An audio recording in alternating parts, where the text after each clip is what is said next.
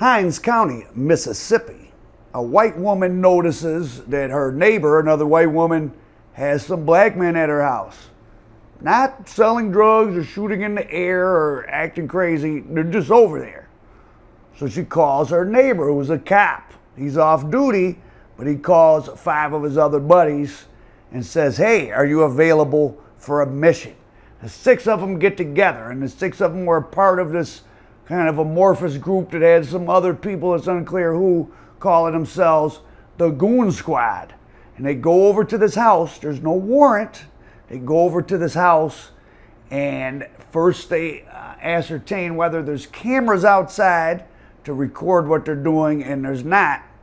So they kick the door in, put everybody on the ground, cuff the guys up, assault them in a variety of ways, including putting a SEX toy on the end of a shotgun and forcing it in one of the guys' mouth. I don't know that these guys ride around with those things in the car. Pretty bizarre. Then to finish it up, they put a gun in one guy's mouth and pull the trigger. There's no bullet. It's just supposed to scare him. But then he does it again, but there's a bullet in there. Goes through the roof of the guy's mouth. He lives. Now the police, these 6 guys are frantic. They hastily concoct a plan to frame the guys. They, I guess, put some crystal meth at the scene and something else. But their story quickly unravels. I think 2 of them had been involved in a similar incident involving putting a gun in a guy's mouth and dry firing not long before that, and he hadn't been taken off the force, so of course that led to this incident. And last week, these 6 officers became the first white Mississippi law enforcement ever to be convicted of assaulting or doing anything illegal to black people in the 206-year history of the Crooked Letter State. The Klan rides again. So all 6 of these cops are looking at 60, 80, 120-year prison terms. It's interesting reading their lawyer statements. All any of the lawyers said was, they didn't even try to negotiate pleas. They basically threw themselves on the mercy of the court, as it's called. They just pled guilty and hoping for the best, which is going to be not good. And the federal government is filing charges this week. The Mississippi prison system is totally falling apart. All sorts of footage of many of the Mississippi prisons are like abandoned homes, like water running, and the vice lords and the gangster disciples, amongst other gangs, but those 2 chiefly are having pitched battles. There's been double-digit just gang murders in the Mississippi prison in the last 2 years, a couple of years during the pandemic. So I don't think these cops are going to be going there. They'll get slammed by the feds and go to some level 4 federal prison where they're not going to have a good time either. But easy to see horrific events like this and either just say, oh, well, these 6 people were bad, or then you can go to a second level and talk about the culture of racism, which is real, but also the American South and Mississippi specifically has a long-term culture of violence. In fact, it's my premise that many of the social problems in the United States grow out of the culture of white Southerners specifically.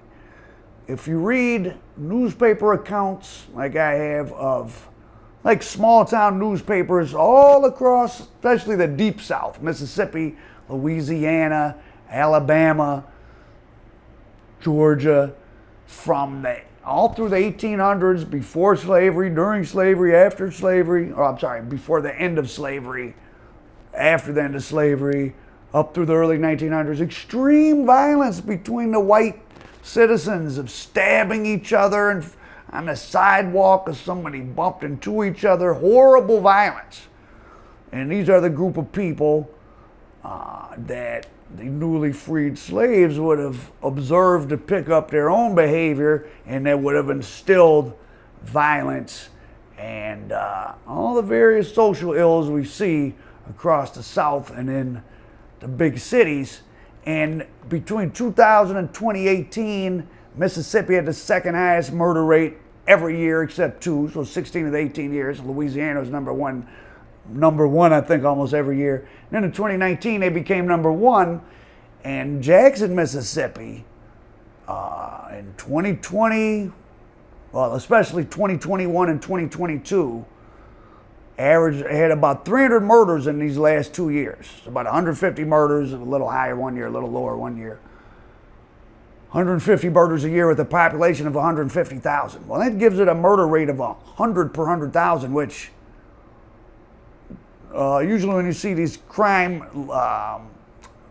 ranking by city, it's cities of 100,000 or more. So Jackson has achieved the dubious distinction of the highest homicide rate by far, really, of any city of 100,000 or more. Gary, Indiana got up over about 100 to maybe 110 at some point. Cities like D.C. and New Orleans got up in the 80s. Now, of course, they had certain parts of town that probably got over 100. Only two municipal entities I've ever researched, and I've read a lot of statistics that aren't publicly available, was East St. Louis was up that high, 150, and Highland Park, Michigan, which is where I'm from, which is a little city in the dead in the middle of Detroit, surrounded by Detroit. But those are much smaller. Highland Park's 20,000, 15,000, East St. Louis, 50,000. So Jackson, the last few years, has been the deadliest city ever in American history. And Jackson is the county it's in, which in Jackson is the state capital of Mississippi. It's right next to Hinds County, which is where the incident with the 6 goon squad cops just happened. Hinds County is much smaller, does have some black population, but it also has like a white enclave. And Hinds County has about 150,000 people, not that big for a county. It would have been smaller in the past because it has kind of some suburbs of Jackson. And between 1877 and 1950, Hinds County had 22 lynchings, the most of any county in Mississippi, which of course had the most of any state in America. So just a violent place all the way around. And why would certain states be more violent than others? There's a sharp correlation between the most violent counties in the past and even now with the counties that had the highest percentage in the areas, the highest percentage of slaves to whites during when slavery was legal. And why would that be even after slavery ended? Well, the fewer whites there are, the more violent they would have to be to control their captives. So you go down and along the Mississippi Delta and those areas, very violent culture from the start because of the nature of what was going on there from the beginning, and its legacy still exists now. I've randomly asked, Mississippi's one place I crossed into it like barely once, but I haven't really been through Mississippi. I randomly have asked different people, like even a guy on a line once who was something saying he was in Mississippi, and I was like, oh, what's Mississippi like? Every single person was like, oh, I didn't like it. Kind of place where you could go up to a store in the wrong area and there's, white people shooting each other over who stepped on each other's foot in the line, not to mention race-based violence like this. And if you're wondering why the lynchings count starts from the year 1877, that's when Reconstruction ended.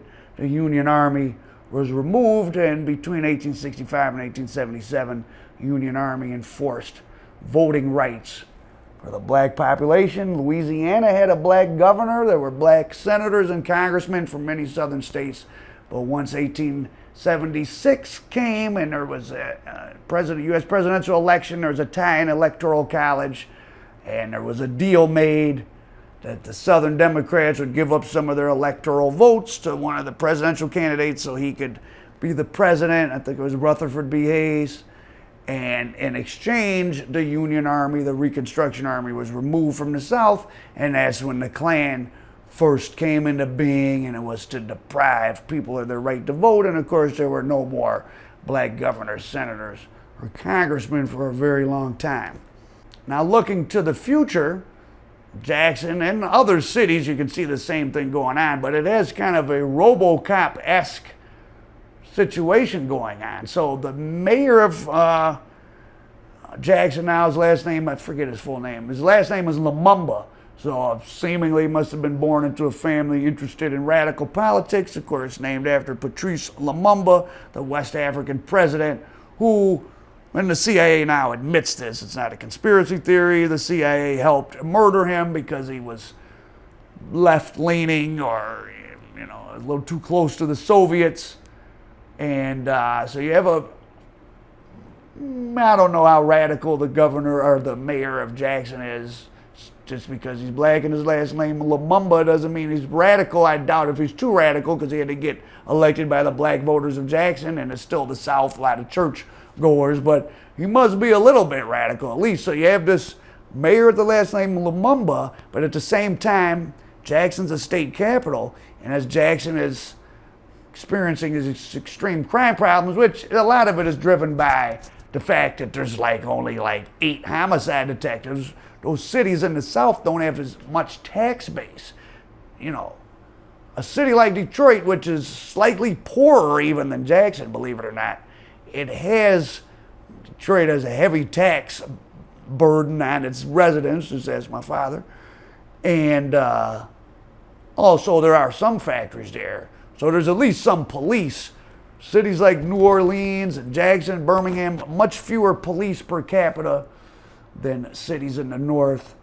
And I think Jackson's down to 8 or 9 homicide detectives for 300 murders in 2 years. So no wonder they're not getting solved. You got murderers running around. But anyways, to this RoboCop element. So you have this mayor, Lumumba, and then in Jackson, because it's a state capital, there's a capitol police, which is normal. You know, there's a special police cadre for an 8 square mile zone around the capital, which is also, of course, a redevelopment, cool city. That's probably where the hip restaurants and all that type of stuff and expensive loft apartments. But they've doubled the amount of police they have. There's 120 of the Capitol Police just for that little area. And of course, they're starting to venture out into the rest of the city. And crime is much lower in that area. And it's interesting when places have police forces within, and it creates like a city within a city. Like where I went to graduate school, Wayne State, which is in the middle of Detroit. Wayne State is like the 9th most students of any university in the country. It's a huge university, but it's in the middle of Detroit. Now that area is called Midtown. It's like revitalized, quote unquote, but it used to be called the Cash Corridor. It was one of the worst parts of Detroit. But Wayne State has its own police department. I even know the chief of police, or unless he might not be there anymore.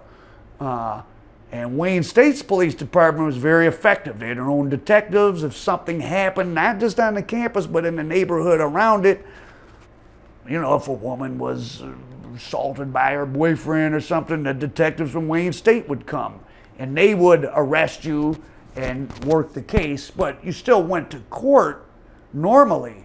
But in Jackson, the Republican-controlled Senate, or state Congress, whatever, just passed a law. I guess it's gone all the way through and it's going to come into effect from the way I read the article, that there's going to be unelected judges, just appointed judges associated with those Capitol Police in that 8-mile zone, who will be trying and dealing with people. So the normal thing in the state of Mississippi, you go in front of a judge that is elected. So remember, checks and balances in the government. The idea would be that if a judge is particularly egregious, he'll be voted out, but you can't vote these people out. So you have a police force within a police force. They're going to have their own judges. Sounds like Judge Dredd. Are they going to build their own prison too? Because the Mississippi prison system is totally falling apart. And I was watching the Alabama prison thing, which isn't much better. There's this thing where they have so many inmates in Alabama and all those states have cell phones. They're just it's like watching a documentary.